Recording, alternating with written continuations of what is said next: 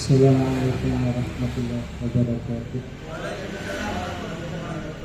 Bismillahirrahmanirrahim. Alhamdulillahirabbil alamin. Wassalatu wassalamu ala sayyidina Muhammadin wa ala alihi washabihi ajmain. Rabbi shrah li sadri wa yassir li amri wahlul 'uqdatam min lisani yafqahu qawli. Amma ba'd, ingkang kawula mulyakaken rencang-rencang ansor bekas pejaten kepanggih malih begini acara selapangan Rijalul Ansor bekas pejaten ingkang dalu punika temane salat tahiyatul masjid. Tahiyat niku maknane artine penghormatan. Tahiyat itu penghormatan. Tahiyatul masjid berarti penghormatan terhadap masjid. Tahiyat niku bentuke bermacam-macam. Tahiyate wong Islam karo wong Islam liya niku berupa uluk salam. Tahiyate wong Islam terhadap orang Islam yang lain itu bukan berupa sholat, tapi berupa mengucapkan salam. Jadi kita menghormati Muslim yang lain, memberikan penghormatan dengan cara mengucapkan salam. Mengucapkan salam itu penghormatan. Jadi tidak perlu dengan bungkuk, kadang wong menghormati orang lain dengan membungkukkan punggung itu malah makruh. Kadang kan monggo. Tidak haram ya, makruh. Yang jauh biasanya. Yang jauh, yang semua.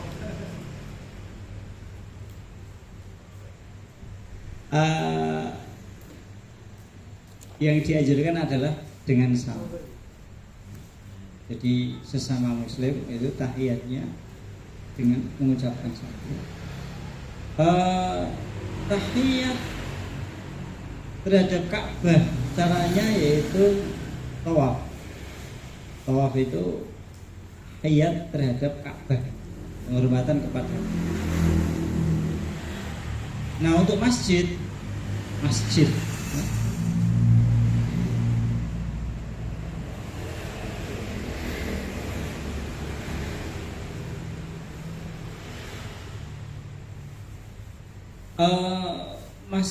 itu penghormatannya dengan cara sholat, yaitu ya disebut sholat tahiyatul masjid. Jadi sholat itu merupakan bentuk tahiyat, penghormatan kepada masjid di mana kita masuk.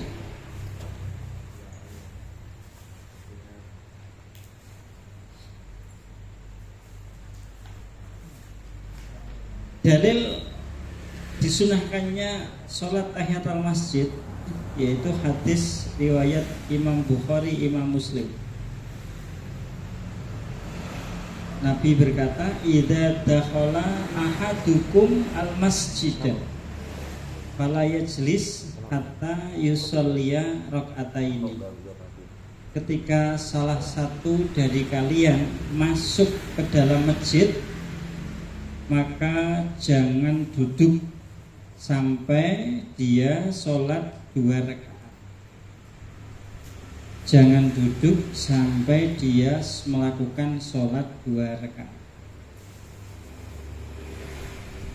Maka kalau ada orang masuk masjid punya kesempatan untuk sholat tahiyatul masjid, tapi sengaja meninggalkan sholat tahiyatul masjid, ya punya kesempatan, gampang lakoni, milih orang lakoni, itu dia terkena kemakruhan, dia melakukan sesuatu yang makruh.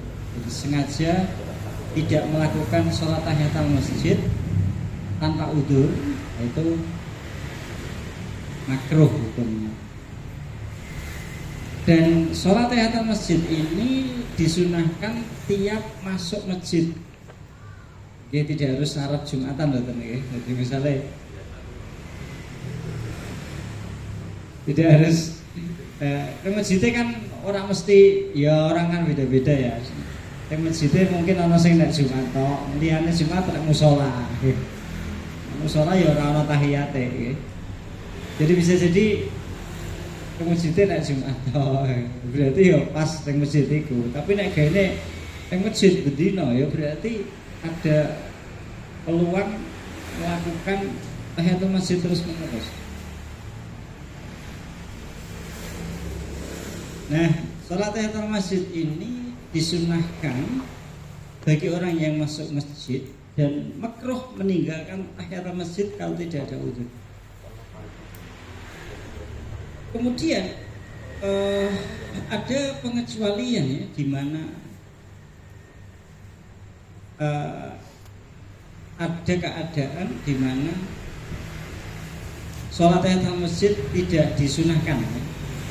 Misalnya kita masuk masjid, jamaah sudah dimulai, ya kita langsung gabung jamaah. Artinya kita tidak disunahkan sholat tahiyatul masjid secara khusus dengan niat usholi tahiyatul masjid, tidak, karena jamaah sudah dimulai.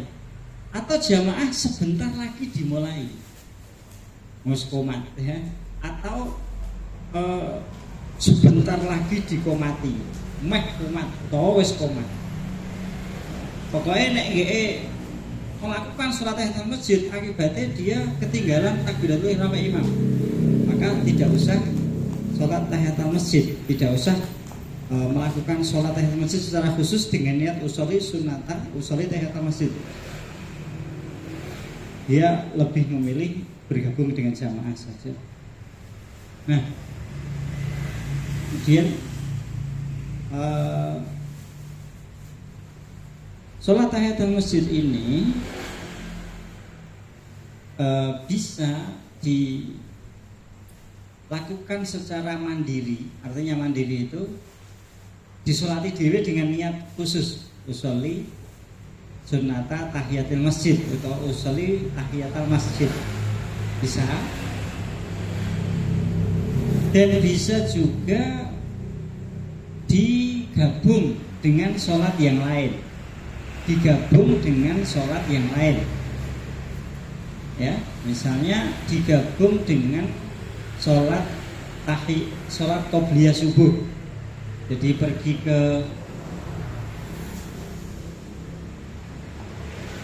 masjid mau jamaah subuh,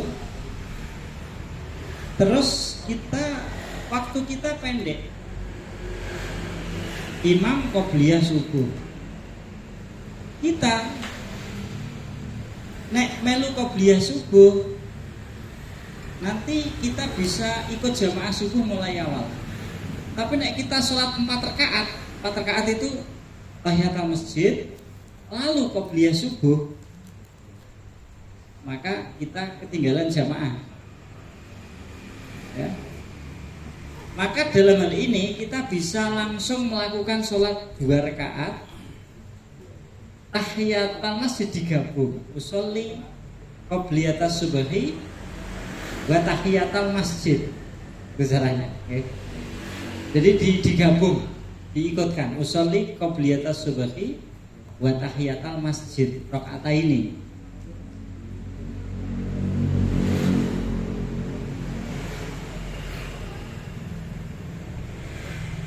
Jadi bisa digabung dengan sholat yang lain. Jadi sholat sunnah itu ada yang bisa digabung dengan sholat yang lain, ada yang tidak bisa, Sholat tahiyatul masjid itu bisa digabung dengan sholat sunnah, misalnya qobliyah subuh. Bisa juga digabung dengan sholat fardu. Bisa, ya, bisa digabung dengan sholat fardu.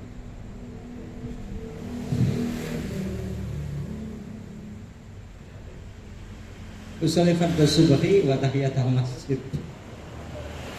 Usholi fardhu subhi wa tahiyatul masjid. Kenapa?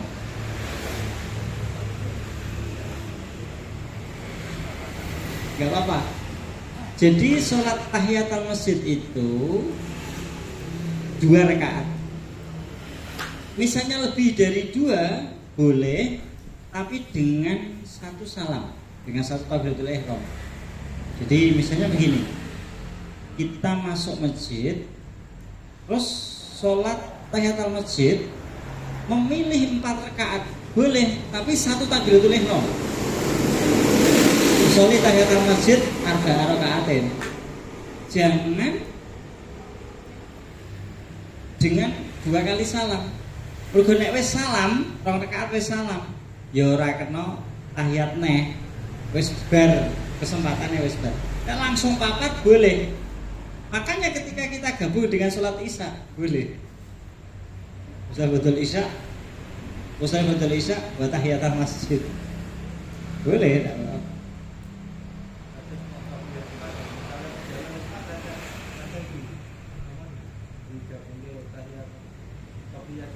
Nah begini,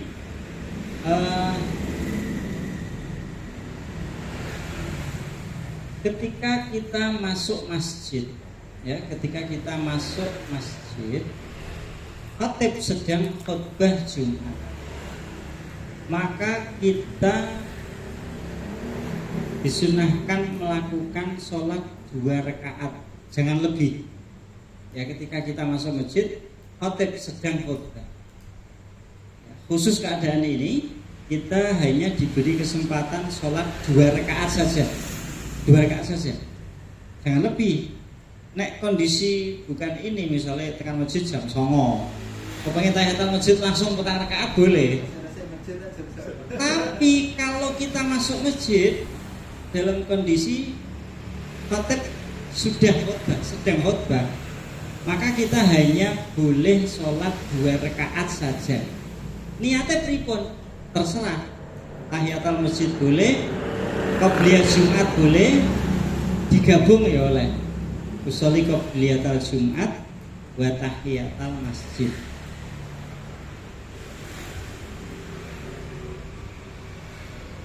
Itu pun masih ada catatan ya. Jadi kita masuk masjid, saya ulangi, kita masuk masjid. Saat khatib khutbah, kita boleh sholat 2 rakaat, boleh diniati qobliyah Jumat, boleh diniati tahiyatul masjid, boleh diniati qobliyatul Jumat wa tahiyatul masjid, dengan catatan, masih ada catatan. Catatannya yaitu sholatnya tidak boleh lama-lama. Ini kondisi khatib sedang khutbah ya. Sholatnya tidak boleh lama-lama. Tidak boleh lama-lama itu gimana maksudnya? Kalau dalam fikih bahasanya wajib takhfif. Takhfif itu cepat, nyepetno. Nyepetno gambarannya pripun? Nyepetno itu, ini khatib sedang khutbah ya, kita masuk masjid. Nyepetno niku maksudnya menurut Imam Ibnu Hajar Al-Haytami, nyepetke dalam konteks ini khatib sedang khutbah. Nyepetke sholat itu maksudnya nglakoni rukun-rukune tok. Gak usah baca surat, katanya tok ae terus rukuk. Tidak usah baca surat. Ini menurut pendapat Ibnu Hajar. Cocok iki ya. Cocok. Cepet dari rasa baca surat. Enggak boleh baca surat. Katanya tok terus rukuk. Ini pendapatnya Ibnu Hajar. Tapi kalau menurut pendapat Imam Ar-Ramli, itu dia harus mempercepat sholat dengan gambaran ojo kedawan, jadi dicekakno cara pengadatan, cara huruf. Sehingga menurut pendapat Imam Romli, misalnya maca surat pendek itu masih boleh. Al-Fatihah maca surat pendek itu masih boleh menurut pendapat Imam Romli. Saya ulangi, ketika kita masuk masjid dalam kondisi khatib sedang khutbah Jumat, kita disunahkan sholat sunnah 2 rakaat. Niatnya tadi sudah saya terangkan. Dan wajib takhfif, wajib mempercepat. Tidak boleh lama-lama. Mempercepat itu ada 2 pendapat ya. Menurut Ibnu Hajar, gambaran mempercepat adalah melakukan rukun-rukunnya saja.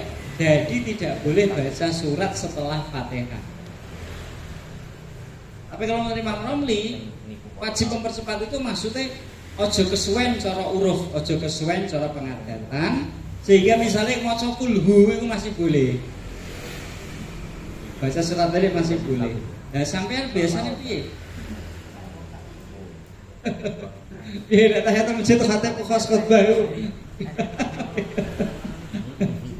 Baca surat Ini untuk orang yang sampai masjid dalam kondisi khatib khotbah ya. Adapun orang yang sudah terlanjur duduk khatib khotbah, dia sudah duduk. Haram sholat, nggak boleh sholat. Ini kan uangnya lagi tekan masjid, mlebu masjid, khatib khotbah. Maka dia sunnah sholat 2 rakaat, tapi harus mempercepat, harus takhfif, mempercepat sholatnya. Nah, gambaran mempercepat itu tadi ada 2 pendapat. Kalau menurut pendapat Imam Ibnu Hajar, dia harus melakukan yang rukun-rukunnya saja, sunnahnya nggak usah. Kalau menurut Imam Ar-Ramli, yo mempercepat cara pengadatan, ojo kesuwen cara pengadatan, sehingga masih boleh membaca surat pendek. Engkang haram mau napa Gus? Engkang haram mau. Engkang haram mau. Ya enggak boleh. Sudah duduk, kepengen sholat. Sudah duduk, kepengen sholat. Misalnya ya, sudah masuk, baru masuk dari rumah sampai masjid khatib khotbah. Dia sholat 2 rakaat niate usolli tahiyatul masjid. Sudah salam, kepengen sholat 3 loro. Sholat nopo? Qobliyah Jumat. Wes kadung, wes 2 rakaat, wes kan. Kepengen neh. Diniati qobliyah Jumat karepe, enggak boleh. Kan keterangan di awal cuma 2 rakaat. Jadi 2 rakaat kan dia berarti sekarang sudah duduk. Atau contoh lain, sudah terlanjur duduk. Dia sudah terlanjur duduk, belum suwen-wen, jujur eling lho, aku urung tahiyat. Ya urung qobliyah Jumat. Tapi wis suwen-wen wis niku. Soale ndukno khotbah eling lho. Suwen sudah lama duduknya, berdiri. Wah, saat khatib khotbah. Kalaupun sholat namanya nggih bukan tahiyat lagi nggih, minimal nggih. Misalkan tadi loh, misalkan khotib posisi belum khotbah, misalkan dereng khotbah. Dereng khotbah terlanjur duduk kan belum tentu buat tahiyat masjid ya Pak. Jadi kita sekarang kita andaikan di kejadian yang lain, masuk masjid bukan kondisi khatib khotbah biar longgar. Belum sampai sholat tahiyat masjid malah duduk. Kalau sengaja duduk, terus aku gak sholat kesel. Jarak duduk, jarak lungguh. Tidak boleh sholat tahiyat masjid, jangan. Sunahannya wis ilang. Ya, sunahannya wis ilang. Jadi tidak ada kesunahan tahiyat masjid. Nek pengen sholat sunah ya sholat sunah mutlak misalnya. Tapi kalau dia lupa linggih, lali nek urung tahiyat masjid. Ini lagi dulu. Lagi tik lho aku udah sholat ngadeg, enggak apa-apa tahiyat masjid. Tapi linggih wis suwi, wis maca Quran beberapa halaman. Eling, ya wis ora ana tahiyat masjid nang wis apa yang sholat ya sholat liyane. Saya ulangi, kalau orang masuk ke masjid, ini bukan dalam masalah sholat Jumat ya. Orang masuk ke masjid belum sholat tahiyat masjid kok malah duduk. Kalau sengaja aku rak sholat tahiyat masjid aku kesel, langsung linggih, maka kesunahan tahiyat masjid hilang. Dan nggak ada kesunahan lagi. Nek kepengen sholat tahiyat masjid, sholat metu tekan gon sandal karo, terus kok duneh, aja linggih. Jadi keluar tekan gon sandale kono, mlebu neh. Ha nek ngono sunah tahiyat masjid. Sunah nglakoni salat tahiyat masjid. Jadi saya lagi kalau dia sengaja duduk, tidak ingin salat tahiyat langsung duduk, maka sunatan tahiyat masjid hilang. Tapi kalau dia lupa, terus linggih lali nek urung. Kalau segera ingat, maka masih sunnah salat tahiyat masjid. Ya, kalau lupa duduknya baru sebentar, terus eling. Kenapa ingat? Tapi kalau duduknya sudah lama, baru ingat, maka tidak ada lagi kesunahan sholat tahiyatul masjid. Beda kalau berdiri. Berdiri lama. Mlebu masjid ora linggih-linggih. Mlebu masjid tapi ora linggih-linggih. Aduh, kayak mau gresiki sawang bola apa. Itu kalau menurut Imam Ibnu Hajar koma. Wa intola, walaupun lama selama belum duduk masih sunnah sholat tahiyatul masjid menurut Ibnu Hajar.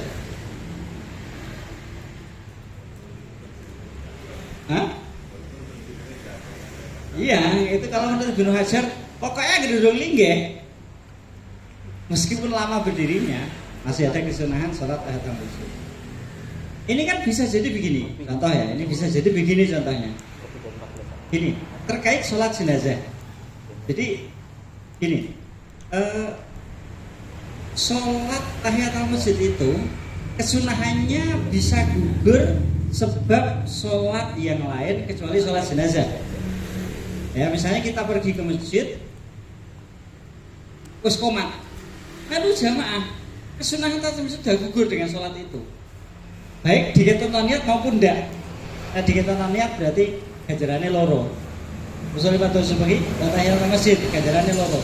Andai niatnya sholat subuh tok, maka kesunahan tahiyatul masjid sudah gugur sebab sholat subuh itu. Masuk ke masjid sudah langsung qobliyah subuh.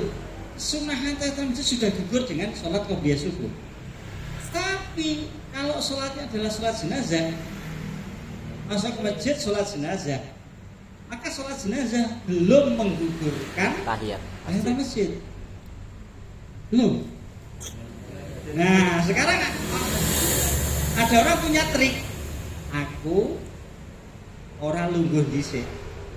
Nah, jadi kita tekan masjid jenazah sudah mburi, dia ngadeg. Oh, sholatnya kan lama sujud. Jadi dia sengaja tidak duduk. Jenazah jenazah wono, ya, dia sudah masuk masjid. Dia memilih tidak duduk. Ame sholat orang wong waki. Ame sholat tapi suka sono wong waki. Akhirnya dia memilih berdiri. Lalu sholat jenazah. Jenazah dibawa keluar dari masjid, dia baru sholat tahiyatul masjid. Ini menurut pendapat Imam Ibnu Hajar boleh, karena dia belum duduk. Meskipun dia sudah berdiri lama. Ya, lama jenazah belum masuk, sampai jenazah masuk, sampai disolati, jenazah keluar. Yo, ora rasa-rasa kan delok wonge ya, nek wonge nek pojok ora kalau main HP ora rasa-rasa.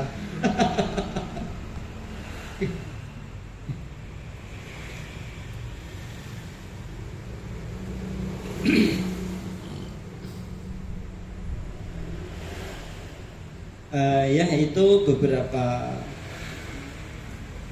poin, beberapa penjelasan, beberapa hal terkait sholat tahiyatul masjid. Untuk pelebaran masalah bisa lewat tanya jawab. Waktu saya kembalikan ke moderator.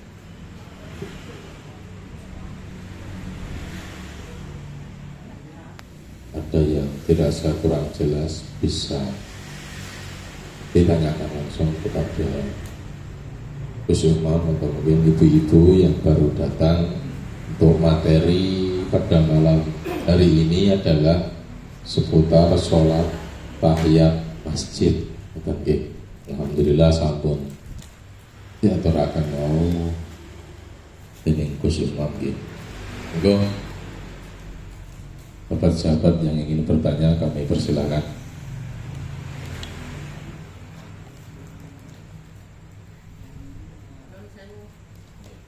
Monggo.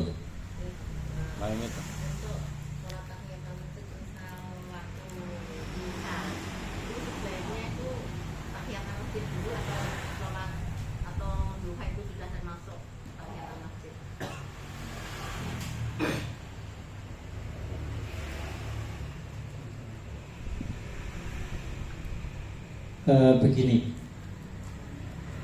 ada orang masuk masjid mau sholat duha. ingin sholat duha dari rumah rencananya. Begitu masuk masjid, dia mendapatkan kesunahan sholat tahiyatul masjid. Apakah sholat tahiyatul masjid ini dilakukan secara mandiri, artinya terpisah dari duha, ataukah sudah termasuk dalam sholat duha ketika dia langsung sholat duha? Ini yang paling bagus adalah sholat tahiyatul masjid itu dipisah, sholat dewi.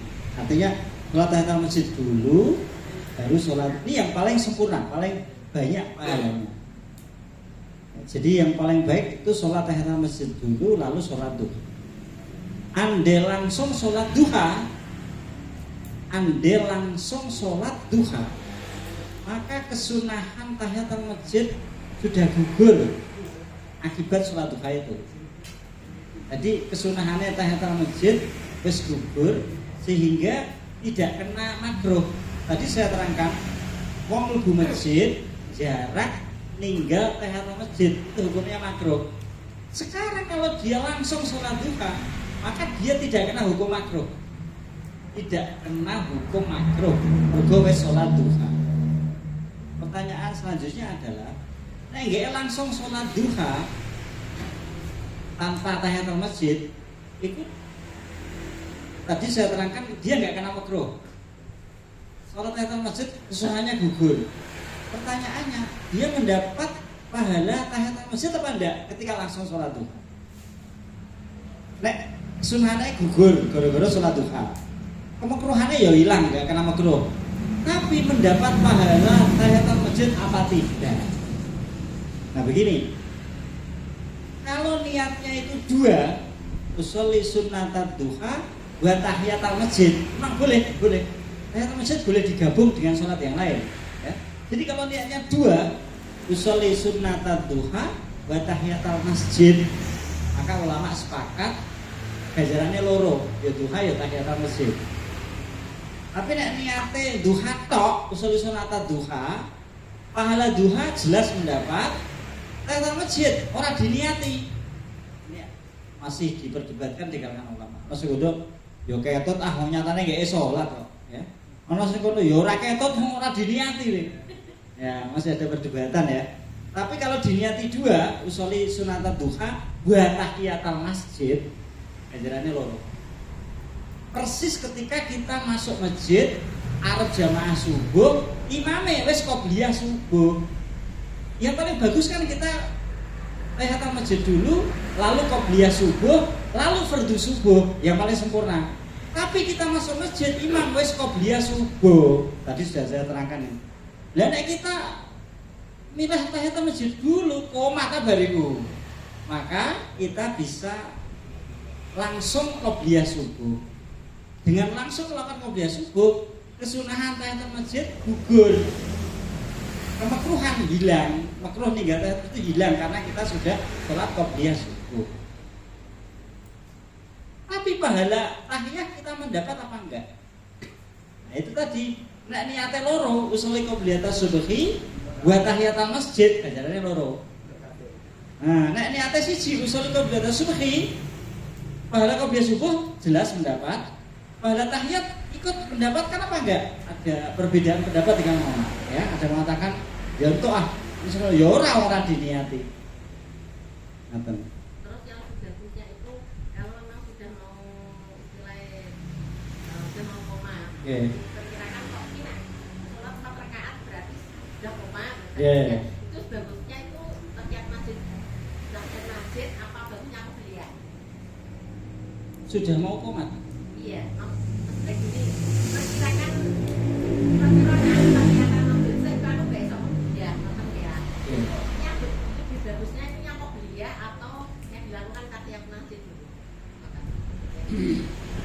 Maksudnya kita punya kesempatan sholat 2 rakaat saja sebelum komat. Ngoten. Iya. Yang lebih bagusnya itu tahiyat masjid apa qobliyah. Nah, Bagusnya begitu. itu seperti tadi.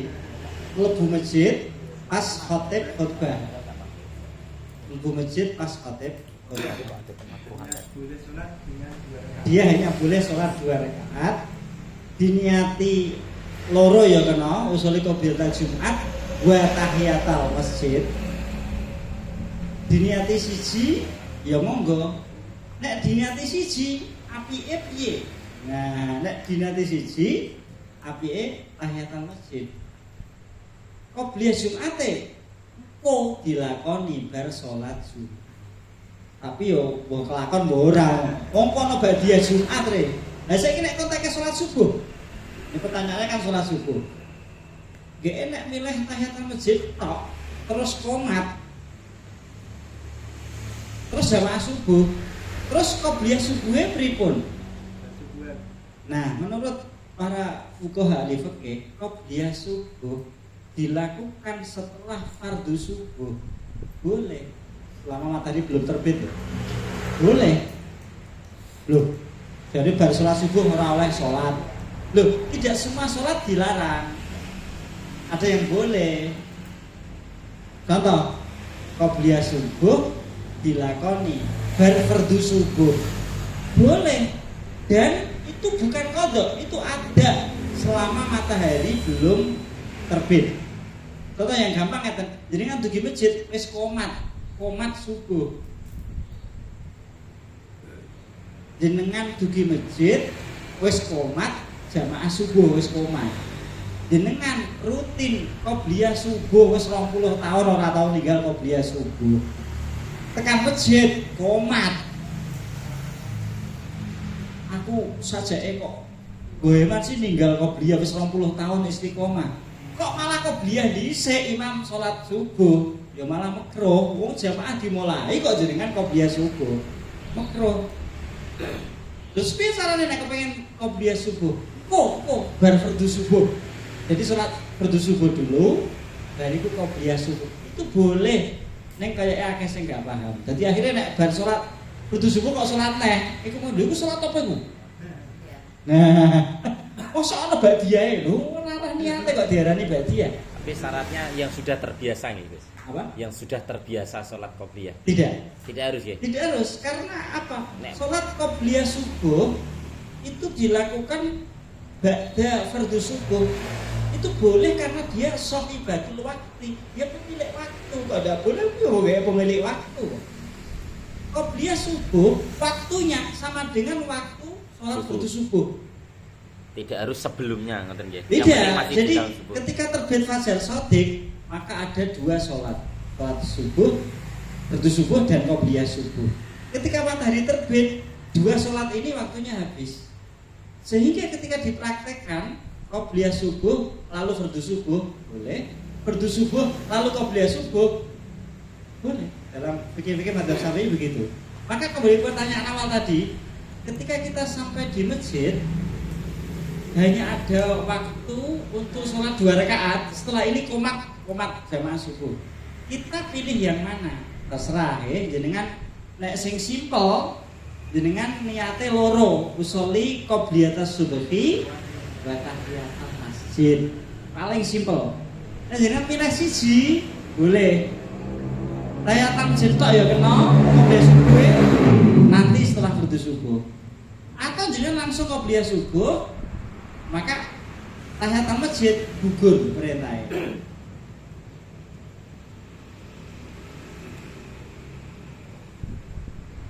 Bingungnya tambah tadi, bingungnya tambah.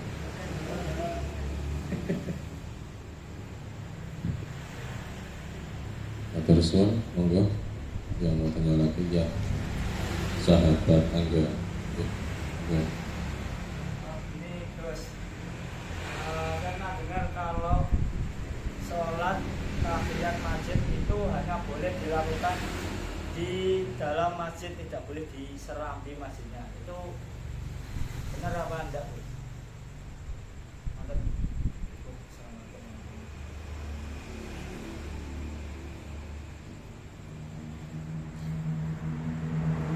Ini itu tinggal yang dimaksud serambi itu sing pripun.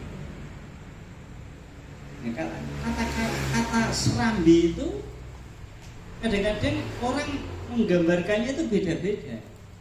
Saya beri contoh begini. Jika ada orang mewakafkan tanahnya, ya, menjadi masjid. Katakanlah segini ya, diwakafkan menjadi masjid. Lalu dibangun masjid.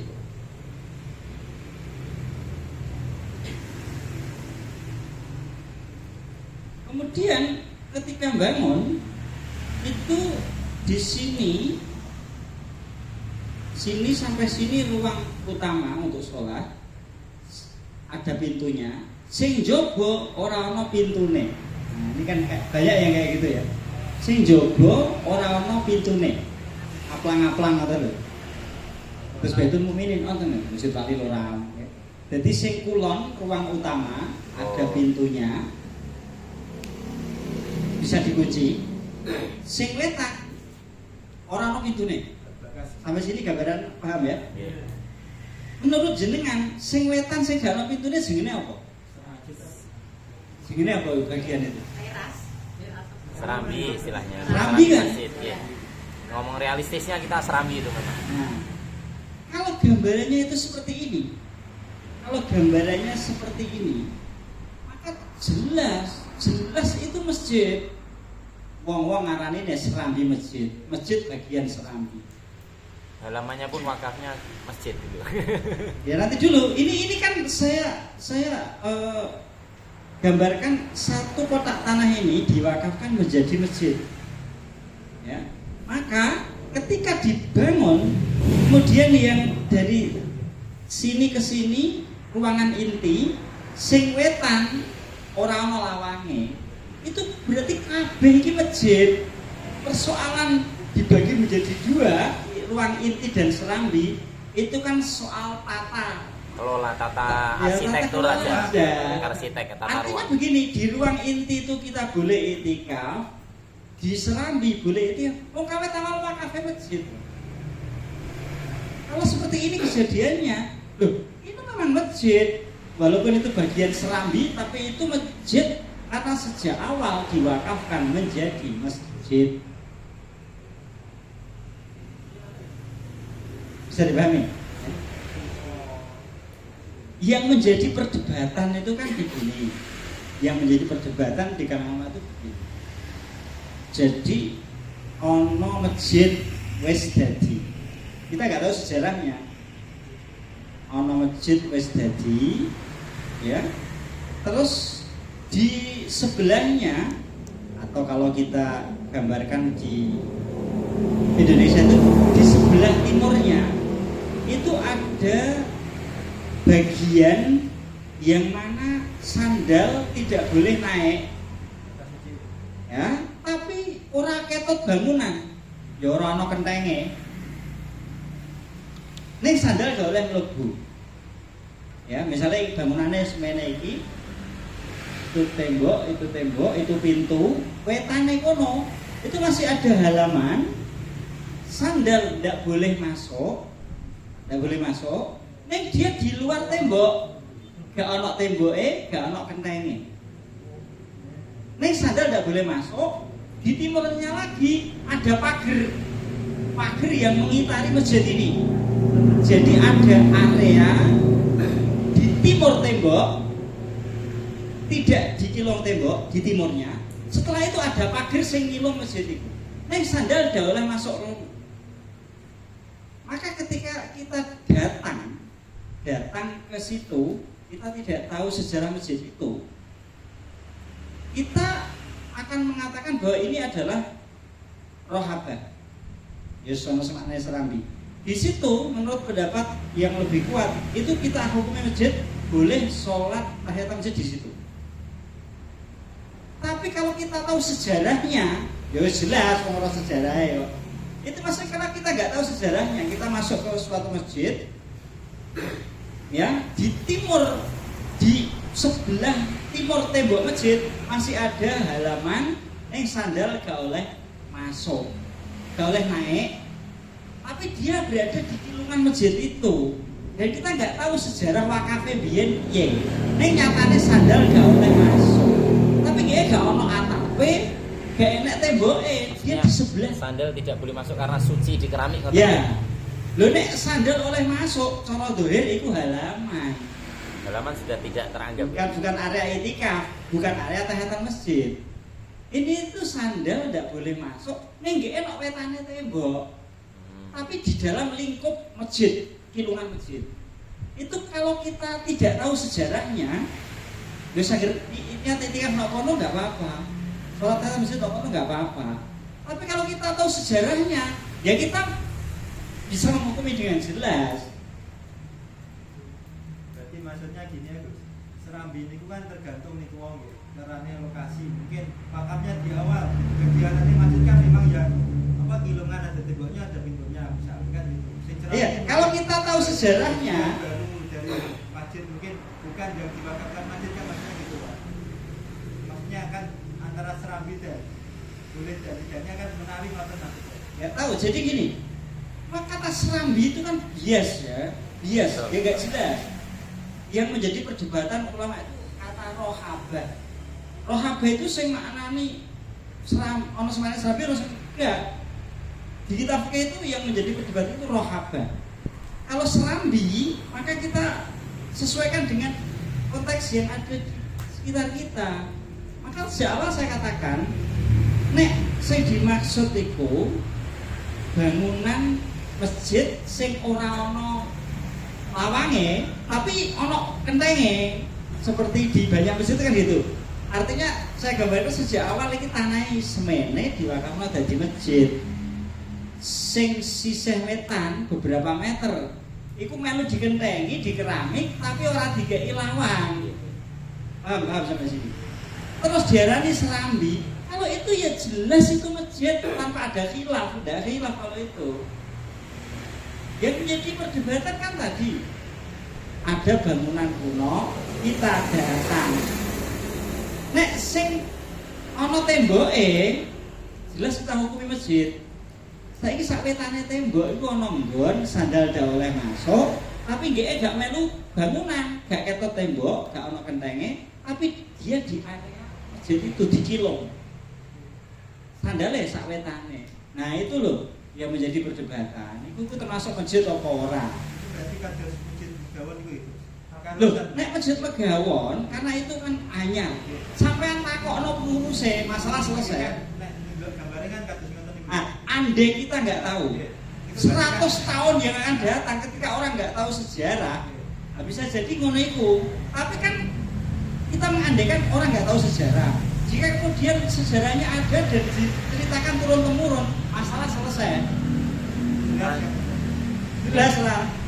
Nah itu kayak masjid Megawon. Iya kan di awal nih halaman. Maksudnya mau kanggo parkir motor kan motor ya. Iya kalau pengalun itu kan masjid Megawon kan motor. Awal-awal kan memang untuk parkir motor apa batakonan bukan diplaster sampai keluar. Terus apa enggak ada tapi kan. Nah kalau begitu tinggal tanya ke nadirnya atau nah itu kemudian oleh nadir diwakafkan menjadi masjid, ya selesai. Itu gambarannya itu kan tadi yang menjadi perdebatan ini. Yang menjadi perdebatan itu kita nggak tahu.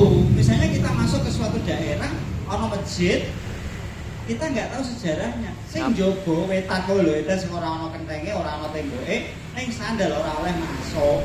Ngapunten Gus.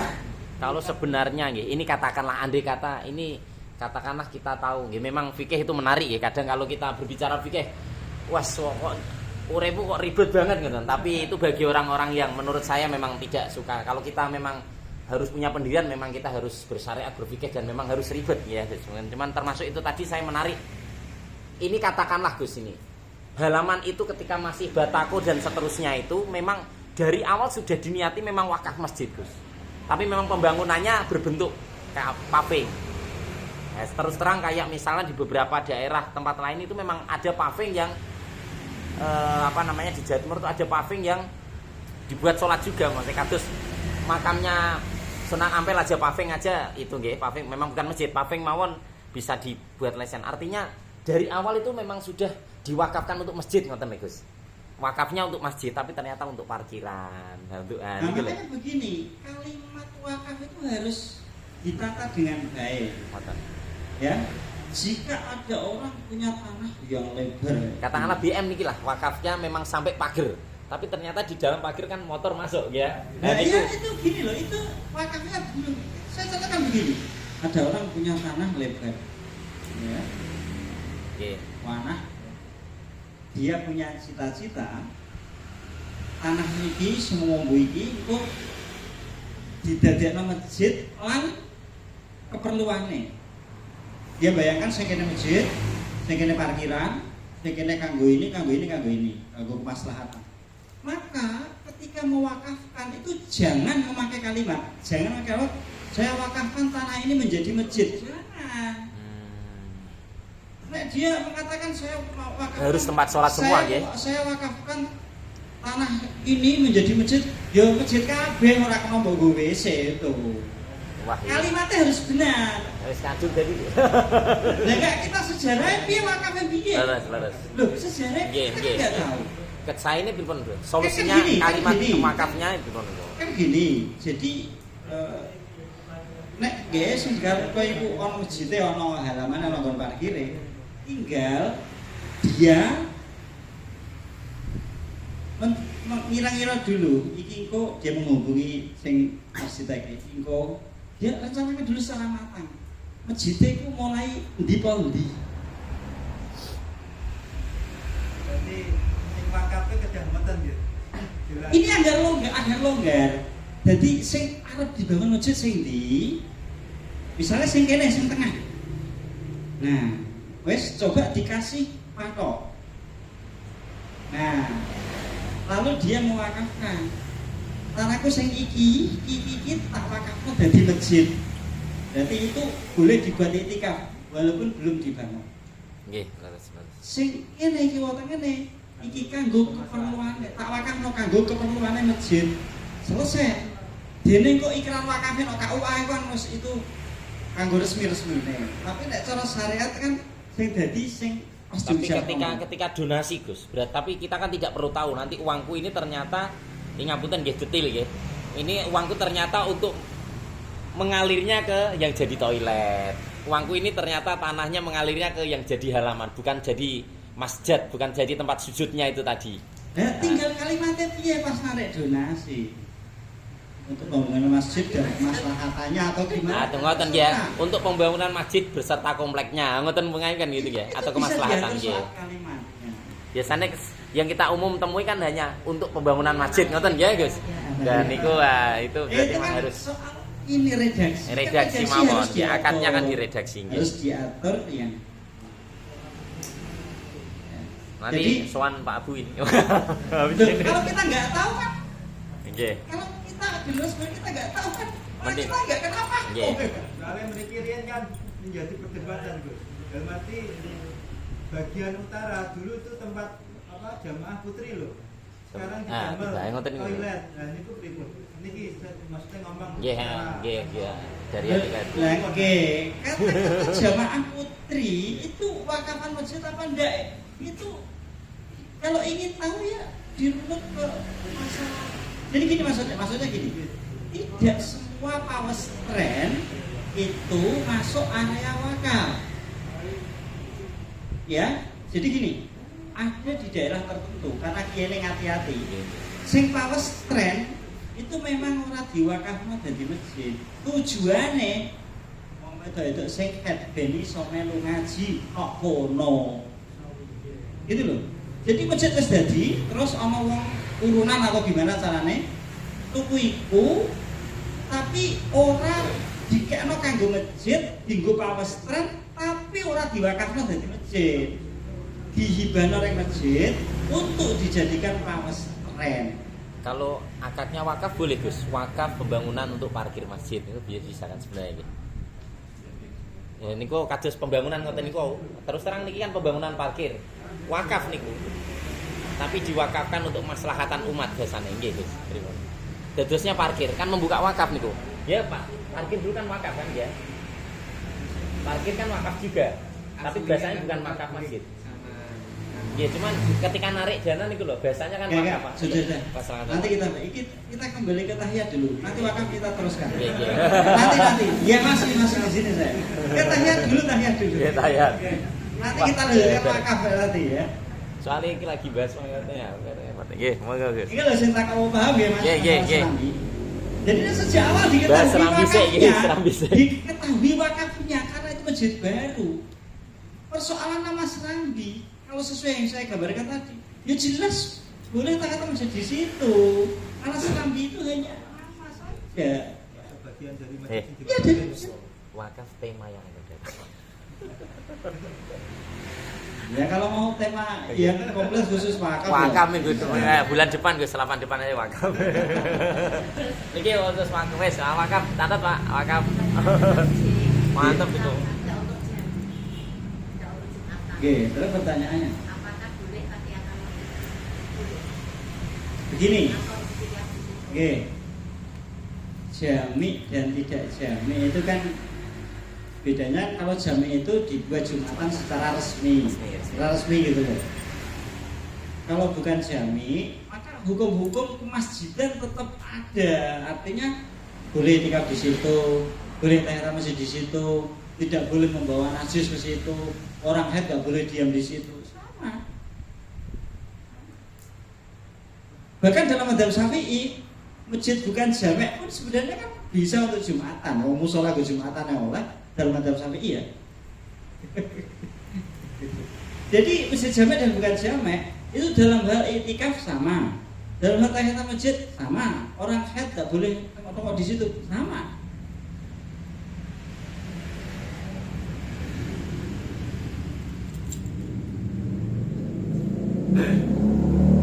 Matur suwun, monggo ada yang mau ditanyakan lagi.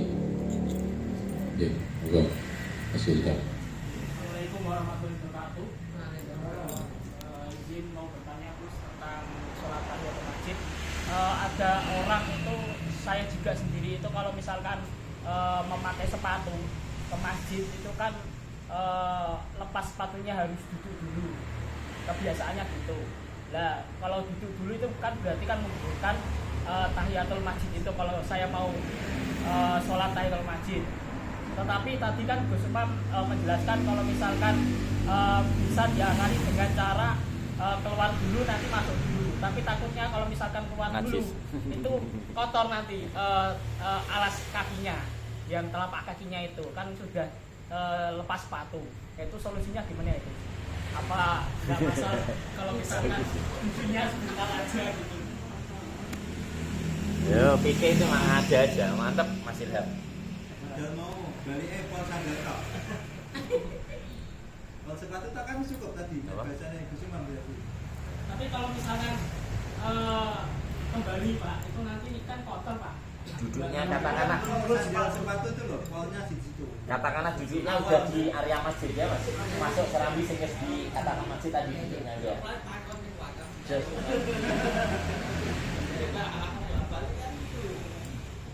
Takok. Monggo dijawab Gus Imam. Loh, tadi Just Mas Ilham. persoalan keluar lagi masuk lagi itu tidak menghilangkan kemakruhan. Jadi kan gini, Wes makro sih ya. terus kalau mau cross jadi jarak ke masjid, jarak linggih ke tahiyatul masjid itu sudah kena makruh. Kalau kepengin keluar lagi, lalu masuk lagi, tapi kan dia tetap Pun kena makruh. kemakruhan yang awal tadi itu, gitu loh. Itu ya. Kemudian persoalan nyopot sandal ya. Atau biasa. Sepatu kalau sandal berdiri sakit. Lah iya ya. Itu kan bisa dodok nek njaba masjid sih. Duduk bisa Mas. Bisa, ngira ora lemu ya iso dodok. Tapi kalau memang lungguh teng teras ini kok mau dianggap pinarak memang gitu. Loh, gini. Apapun itu ya. Secara dohir, kita bisa dohir. Iya, kita dohir harus realistis. tanya nadir kan. Iya, iya. Ya nadir, batasnya masjid pol Iya, di iya, ora ono ora usum. Iya, betul. Secara dohir, ketika sandal udah dilepas, setelah itu adalah tangga. Secara dohir itu udah bagian masjid. Kita nggak harus tanya ke nadir. Iya, terus. Secara dohir nek sandal harus dilepas, kemudian naik. Secara dohir tangga itu bagian dari masjid. Secara dohir ya, kita cukup mengukui dohir itu. Tugasnya takmir berarti nyiapin kursi lepas sendal. Di depan pagar ya, Gus. Nunggu ning dhuwur motor sik. Kok jijit-jijit lagi. Wes. Dia nawetan masjid dodok jeret terus munggah. Berarti memang wis termasuk dulu ya. Intinya ngono ya. Waduh. Monggo yang lain, Ibu. Iya, monggo. Iya, Bagaimana jika masjid pas sholat maghrib sudah qomat. Karena tadi kan sholat tahiyatul masjid boleh digabung. Padahal itu sholat maghrib 3 rakaat. Ini solusinya bagaimana? Terus yang kedua, bisakah tahiyatul masjid diganti baik itu sholihat? Pasti. Ya, terima kasih. Digantos napa? Tahiyatul sholihat.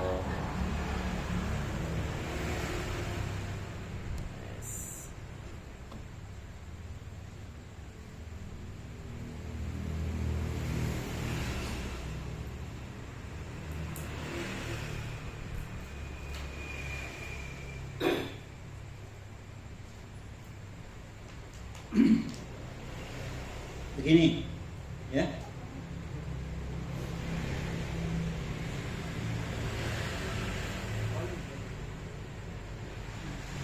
Tadi di awal sudah saya jelaskan ya, mungkin jenengan dereng tahu. Jadi ketika kita masuk masjid, sholat jamaah dimulai atau pas qomat. Sehingga kalau kita sholat tahiyatul masjid secara mandiri itu maksudnya diniati dhewe usuli sunatan tahiyatul masjid, maka menyebabkan kita ketinggalan takbiratul ihram imam, maka tidak disunahkan sholat tahiyatul masjid secara mandiri. Jadi langsung melu jamaah.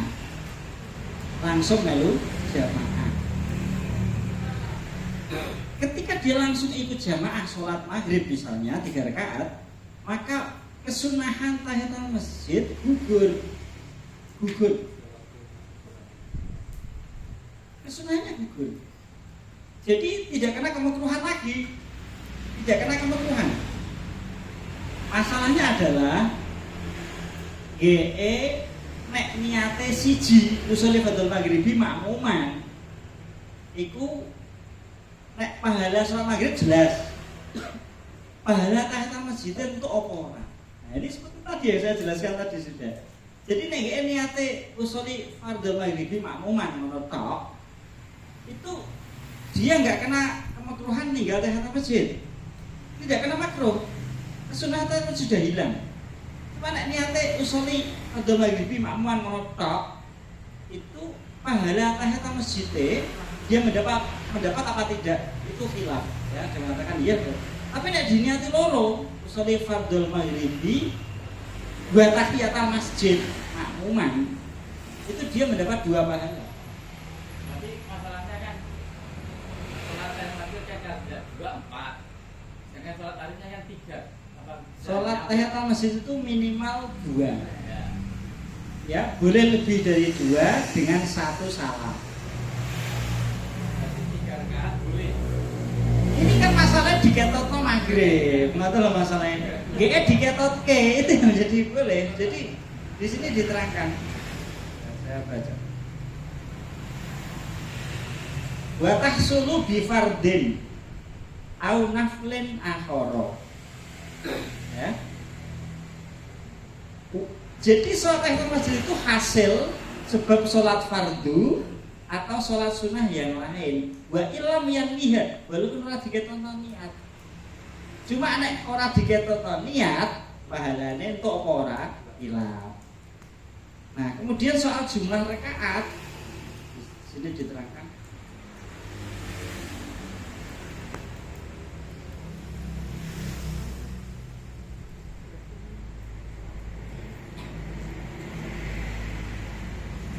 Wahia rakaatani. Wahia sholat tahajud itu rakaatani lil hadis. Karena hadis yang tadi sudah saya baca, hadisnya idza dakhala ahadukum al masjidah fala yajlis hatta yusolliya rakaataini. Ini hadisnya. Wahia rakaatani lil hadis ai afdaluha dzalika, yang paling afdal 2 rakaat. Fatajuzu azyadatu alaihima bitaslimatin. Boleh lebih dari 2 rakaat dengan syarat 1 salam. Long rakaat berarti boleh. Pokoknya takbiratul ihram siji ae. Artinya aja sampai loro terus salam, loro neh. Tidak boleh kalau gitu. Jadi langsung usuli tahiyatul masjid piro rakaat ini entah lebih, tapi satu takbir ihram nggih, satu salam satu takbir ihram. Berarti nggak usah tahiyatul awal. Nggak ada tahiyat awal masalahnya. Tahiyat awal, nah itu boleh bisa ya bisa tidak, itu kan sunnah saja.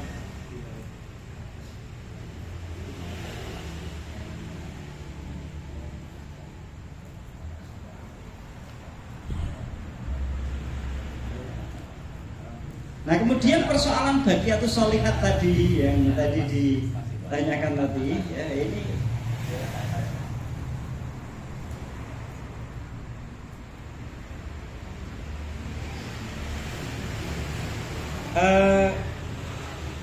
Ibnu Hajar berkata wa yukrahu lil muhdis dukhuluhu liyajlisa fihi, makruh bagi orang yang hadas masuk masjid dengan tujuan akan duduk di masjid itu. Fa'in fa'ala, kalau dia melakukan hal itu, maka dia mengucapkan 4 kali subhanallah alhamdulillah wala ilaha illallah wallahu akbar. Au dakhala ghairuhu, atau dia masuk dalam keadaan sudah suci tapi tidak mungkin melakukan sholat 2 rakaat. Jadi dia masuk dalam keadaan suci tapi tidak mungkin melakukan sholat 2 rakaat, tidak mungkin melakukan sholat tahiyatul masjid, maka sebaiknya dianjurkan untuk membaca 4 kali baqiyatus shalah.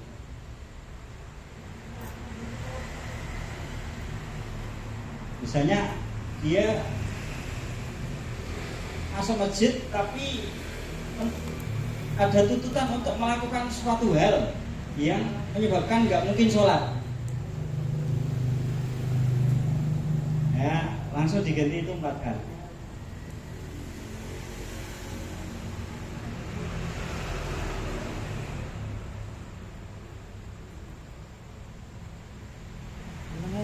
Sabi-sabi jajan.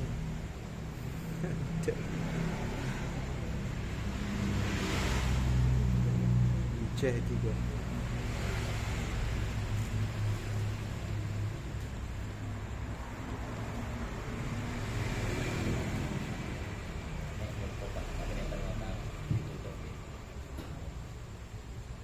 Terima kasih. Tambah pisan. Ya, rapo. Tambah satu lagi ya. Karena itu kita selesai karena dan sudah menunjukkan pukul 9:30. Monggo. Assalamualaikum warahmatullahi wabarakatuh. Alhamdulillah, terima kasih Gus Umam yang telah menjelaskan tentang tahiyat masjid. Ini terkait juga dengan tahiyat masjid. Saya pernah melihat postingan yang bagus. Ini menurut saya bagus. Kalau saya dari kacamata pengurus masjid ini bagus. Ini ada salah satu masjid tertulis seperti ini, Gus. Tidak etis jika ke masjid hanya untuk mandi, ke masjid hanya untuk buang air besar atau buang air kecil, dan ke masjid hanya untuk membuang pembalut atau softtek. Masjid bukanlah konten atau toilet umum, melainkan tempat beribadah. Nah, ini kalimat seperti ini bisa jadi semacam menjadi penguat untuk mendasari bahwa kalau ke masjid, kalaupun ke toilet umum, ini jauhnya Kiai Abdul Wahab Ahmad ini, Aswaja Center NU Jatim.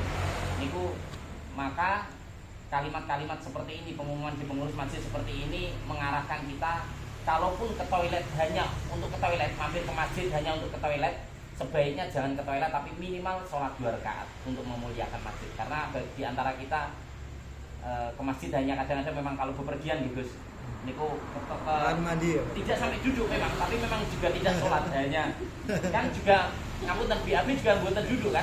Darurat. Tapi ya langsung, langsung namun hanya pipis terus pulang, tidak tahiyat. Jadi memang ada masjid itu yang sampai ditulis seperti itu. Makanya minimal kalau tidak sholat fardu, ya minimal ya tahiyat masjid untuk memuliakan masjid, biar masjid berbeda dengan konten umum, untuk membedakan masjid dengan konten umum. kebanyakan kita dan saya sendiri ngaku kadang kalau di perjalanan cepat-cepat ke masjid ya hanya ke toilet mawon gitu kan. Tapi setelah melihat postingan itu juga menjadi canggung pecutan untuk kami pribadi.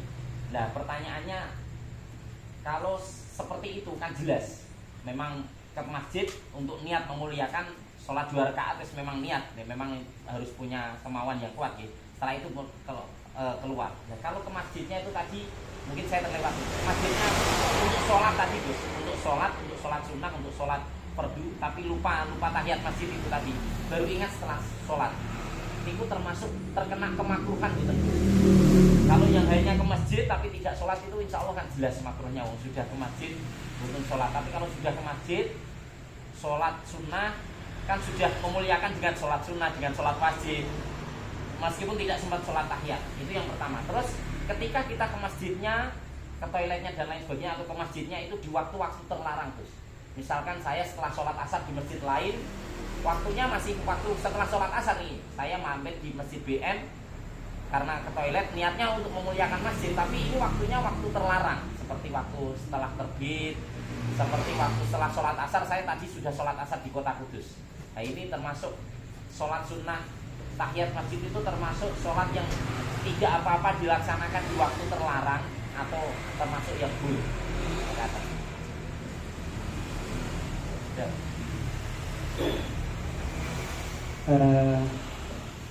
Memang oke itu kalau kita nikmati itu menarik. Memang kadang-kadang ya ada catatan-catatan yang bagi pemula mungkin rodok jelimet. Begini, sebenarnya itu sudah saya terangkan. Jadi ketika kita masuk masjid lalu langsung sholat jamaah, maka nggak kena kemakruhan kan? Perintah masjidnya gugur. Karena intinya adalah begitu masuk masjid itu penting kalau bentuk sholat apapun kecuali sholat jenazah. Artinya sholat jenazah belum bisa mewakili tahiyatul masjid. Jadi dikatakan Ibnu Hajar ya berkata dalam Tuhfah, wa tahsulu bi fardin au naflin akhara wa illam yanwiha ma'ahu. Jadi sampean ke masjid lali nek ana kesunahan tahiyatul masjid langsung sholat fardu itu tahiyatul masjidnya gugur, jadi gak kena kemakruhan. Wa illam yanwiha, walaupun kamu enggak niat tahiyatul masjid bersama dengan sholat fardu atau sunnah itu. Yaskutu tolabuha bidalik. Yaskutu tolabuha bidalik. Sholat fardu atau sholat sunnah yang Anda lakukan tadi itu sudah menyebabkan gugurnya perintah tahiyatul masjid sehingga enggak kena kemakruhan. Yang menjadi khilaf perdebatan adalah pahalane tahiyatul masjid nek orang mbok niati, orang mbok gabungno nek ini salat itu. Itu menjadi perdebatan. Kemudian berikutnya ketika kita tiba di masjid, masuk masjid di waktu larangan sholat, bersolat subuh sampai matahari setinggi 1 tombak, bersolat asar sampai matahari tenggelam, kita masuk masjid di waktu larangan sholat. Terus sholat tahiyatul masjid boleh apa tidak? Ini diterangkan Syekh Zakaria Ansori dalam Fathul Wahhab ketika membahas waktu larangan sholat. Beliau berkata, kalau ke masjid, pergi ke masjid, ya sampai di masjid pas waktu larangan sholat, niatnya hanya untuk tahiyatul masjid saja. Hanya itu tujuannya ke masjid. Jadi dia pergi dari rumah ke masjid sampai masjid pas waktu larangan sholat, niatnya ancen arep tahiyat tok. Dia masuk masjid di waktu larangan sholat, niatnya kepengen tahiyatul masjid tok. Iya. Maka malah tidak boleh, kalau tidak boleh. Tapi kalau dia ada tujuan, magriban, ada tujuan lain, boleh. Contoh, jam 3 jamaah asar, terus mulai. Ya, jam 5 masuk rapat, balik ring masjid, arep jamaah maghrib. Tekan masjid, durung maghrib. Tapi ini masih waktu larangan sholat bagi dia, ya, sholat asar. Tapi tujuannya masjid bukan untuk tahiyatul masjid kok. Arep jamaah maghrib. Maka sampai masjid dia sunnah sholat tahiyatul masjid, bukan dilarang, sunnah malah. Yang dilarang adalah dia masuk masjid pada waktu larangan sholat, niatnya arep tahiyatul masjid tok. Ini yang dilarang. Faktanya di masyarakat kan kayak gak ono, awalnya masjid tok terus mulai. Ya, niku Gus. Karena ke toilet niatnya, karena tidak tahu ya ke toilet, karena itu tadi loh ada pengumuman seperti itu, ke toilet kok hanya buang pipis banget. Tapi ternyata ke toiletnya itu pas waktu larangan. Nah itu tadi loh maksudku loh, keterkaitannya. Intika baik. Jadi dia memanfaatkan masjid lalu menggunakan fasilitas masjid. Itikaf orang kita semenit ya Pak. Terus kan boleh. Kan perjalanan waduh itu ya ora situ lanjut perjalanan nih. Itikaf. Itikaf semenit kalau sholat harus ready. Nggih, leres. Mun sae ya, Gus. Artinya kan yang seperti ini tidak terkena hukum, kesimpulannya tidak terkena hukum kemakruhan tadi nggih Gus, karena memang dia ke masjidnya yang di waktu terlarang itu tadi loh. Kan ke masjid saja tidak tahiyat masjid kan makruh, hukum dasarnya niku oleh. Yeah. Tapi karena di masjidnya katakanlah mau arep dadani masjid, badhe dadani sanyo kan pinara-pinara, tidak ada rencana sholat maghrib tadi loh maksudnya. Tapi tidak bisa tidak sholat tahiyat, tidak kena makruh karena memang di waktu terlarang kan ya Mbak. Kalau sholat kan malah haram katanya. Bukan. Kalau ada tujuan lain seperti arep dadani jam. Nggih. Ya malah sunah tahiyatul masjid kan. Loh, kayak ada tujuan lain arep dadani jam 4 sore. Tidak harus sholat ya, tidak harus sholat maghrib tujuan lainnya. Nah, cuma kan tadi ada pendapat yang mengatakan dia kondisi hadas. Ruku masjid tujuannya bukan untuk sholat, ada tujuan dan jam misalnya, tapi kondisi hadas itu dia makruh, masuk dalam kondisi hadas makruh, tapi tahiyatul masjid bisa diganti bagi kesalahan 4 kali. Ada yang berlalu seperti itu. Jadi diganti akhirnya. Tapi menghuni masjid dan masjid makruh. Tahiyatul masjid diganti bagi kesalahan 4 kali. Ya, saya paling aman, paling sempurna ya, wudhu saya teko omah. Iya, paling sempurna ya, tapi fikihnya orang awam pun kan nggak sempurna, pokoknya oleh ta ora kan gitu ya. Orang awam kan standarnya kan oleh ta ora oleh kan ngono. Dene itu kayak pengen sesuatu ya bagus. Tapi standarnya kan oleh ta ora oleh. Artinya nek cara fikih oleh kan ya wis ora dosa kan ngono iki. Ya artinya gini, makruh pun kan bagi orang awam tuh nggak dosa walaupun sebaiknya ya dihindari wong. Artinya kita nggak mengingkari orang makan makruh kan gitu. Kita nggak mengingkari orang wong berwujud dalam kondisi hadas. Kita menasihati boleh, tapi kan kita tidak terus mengingkari seperti kita melihat orang melakukan haram kan gitu. Oke, sikap Gus. Matur suwun sangat. Jadi itu tadi kalau kondisi hadas masuk masjid hadas kecil masuk masjid dalam banyak takbir tadi dikatakan makruh. Ada yang mengatakan makruh nek GE hadas arep lungguh. Masih ada hilang juga. Tapi intinya saya mulai HP dia berwudu.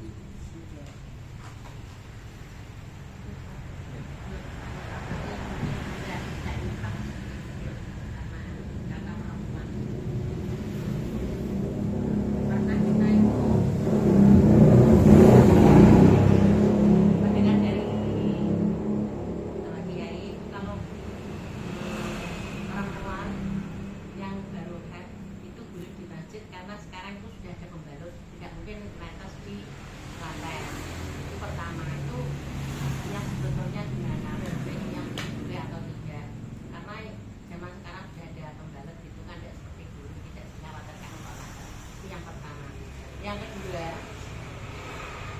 contoh misalkan kita dari bepergian pulangnya malam belum sholat isya,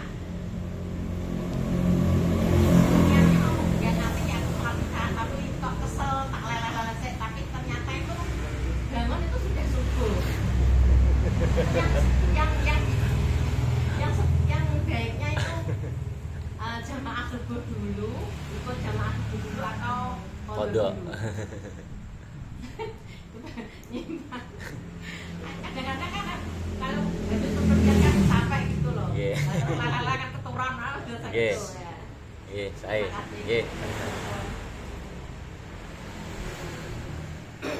Istimewa. Gini ya, berdiam diri di masjid bagi orang haid itu tidak boleh. Nah, dalam hadis itu ada, aku Nabi tidak menghalalkan masjid bagi orang yang haid dan bagi orang junub. Jadi orang haid maupun orang junub sama-sama tidak boleh berdiam diri di masjid. Haid dan junub ya, orang haid. Meskipun dalam kasus haid dan masalah haid itu dia yakin tidak netes darahnya, ya. Jadi karena ada hadis tadi, aku tidak menghalalkan masjid, la uhilul masjid. Saya tidak menghalalkan masjid untuk wanita haid dan orang yang junub. Jadi ya tetap tidak boleh. Makanya tadi saya katakan ada masjid yang mana pawestrennya itu memang dibuat tidak area masjid dan nanti tidak bisa buat itikaf. Ben wong wedok sing haid oleh nopo ndungokno. Area putri maksudnya. Iya, pawestren. Maksudnya itu area putri. Pawestren itu kan diambil dari kata estri. Estri, pawestren. Itu ada masjid yang memang begitu. Jadi dikai pawestren ya di area itu, tapi orang diwakafno dadi masjid, ora sanggo itikaf. Ben wong wedok sing haid isih oleh nopo. Jadi meskipun pakai pembalut yang paling mahal sekalipun, tetap tidak boleh berdiam diri. Harus sekedar lewat. Tapi kalau berdiam diri itu tidak boleh. Kalau darah paling sama misalkan baru tiba-tiba baru haid itu boleh ke makam apa? Ya tinggal makamnya di mana kan gitu. Tidak masjid. Saya ingatkan, begini Mbah Khalil, itu kan dalam naik lewat masjid gitu. Itu saya pernah ziarah, itu seingat saya. Itu kok pas entah kalau perempuan ya, saya itu kan di ruang laki-laki itu kayaknya kok nyambung kali masjid. Ziarahnya di masjid. Sing area laki-laki. Beres. Ya. Nah, juga saya ngedok kalau di kertas. Jadi nek intinya ngaten, nek dia ziarahnya itu tengok-tengoknya di luar area masjid kan boleh. Intinya begitu. Jadi nek misalnya makomnya nok jarak masjid, tapi area peziarah itu menolak kan di luar masjid. Nah itu boleh kan? Itu luar area masjid ya. Kemudian persoalan yang kedua, belum sholat isya, kosek. Nah, itu kan dia dianggap teledor ya, teledor. Begitu bangun sudah subuh, maka dia wajib mendahulukan qadha. Karena dia dianggap teledor. Dan aslinya udah kena dosa pasti gitu. Teledor ya dosa. Tapi kalau tidurnya setelah maghrib sebelum masuk isya nih kan. Nah, nek tengah itu turu saking kesele, tangi-tangi jam 5. Nah, iku kok qadhae kena ngoko. Bukan karena teledor. Iya, belum masuk isya. Berarti harus qadha dengan meninggalkan jamaah subuh. Iya, kalau dia dianggap teledor seperti tadi, kosek keturun. Itu teledor dosa itu. Sehingga harus menyegerakan qadha, mengalahkan jamaah. Kecuali nek tangi guru salat isya, matahari 5 menit lagi terbit. Yo subuh sek. Ini kodok isya kan subuhe kodok.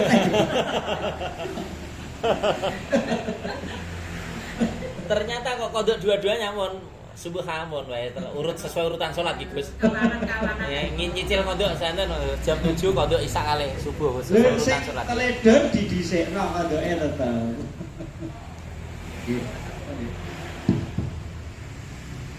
Ji, matur suwun kusuma atas penyampaian materi yang telah disampaikan. Semoga dapat menambah wawasan dan kita dan juga bermanfaat. Amin Allahumma amin. Selanjutnya hormatul ayat memintakan pada Royai Muhammad Putri kepadanya kami bersilakan.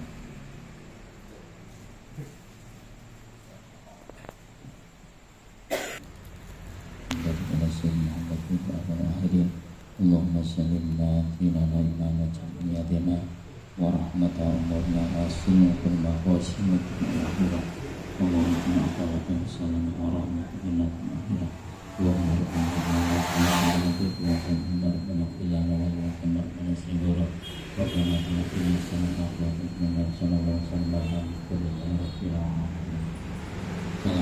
warahmatullahi wabarakatuh. Pada beliau kami ucapkan terima kasih